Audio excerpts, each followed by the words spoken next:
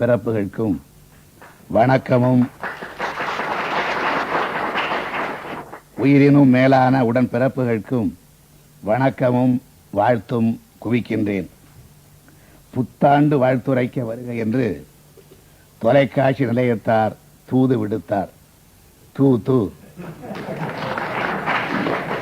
புத்தாண்டு வாழ்த்துரைக்க வருக என்று தொலைக்காட்சி நிலையத்தார் தூது விடுத்தார்.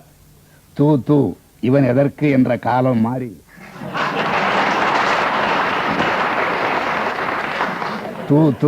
இவன் எதற்கு என்ற காலம் மாறி தூது விடுக்கும் காலம் தோன்றியது விந்தை என்றோ.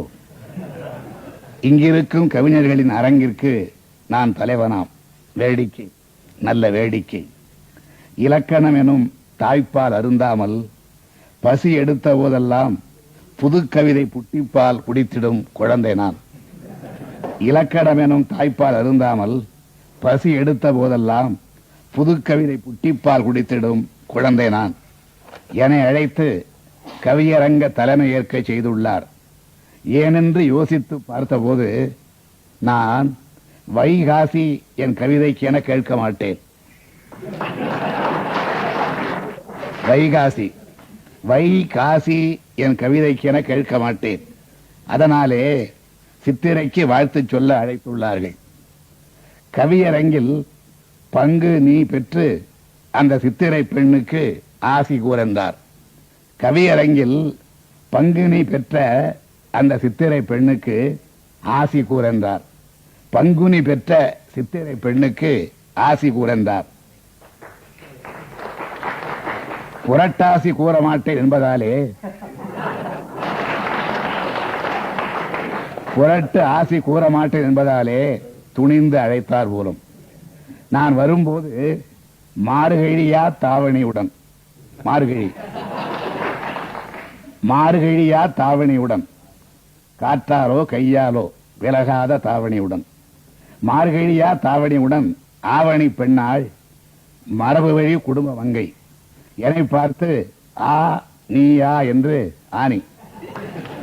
மார்கழியா தாவணியுடன் ஆவணி பெண்ணாள் மரபு வழி குடும்ப மங்கை என்னை பார்த்து ஆ நீயா என்று ஆடி தீர்த்தாள். ஆ நீயா என்று ஆடி தீர்த்தாள். தை தை என்று அனல் கொட்டும் விழிகாட்டி. தை என்று அனல் கொட்டும் விழிகாட்டி. எதற்காக? தை முதல் நாள் தான் தமிழ் புத்தாண்டாம். எதற்காக?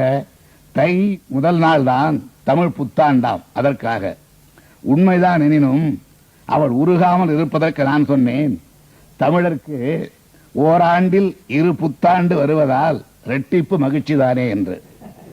தளிர் பெண்ணின் குளிர் முகத்தில் நிலவு கண்டேன். தழுவி கொண்டாள். திகைக்காதீர், மேலும் மற்றொரு தியா என்று.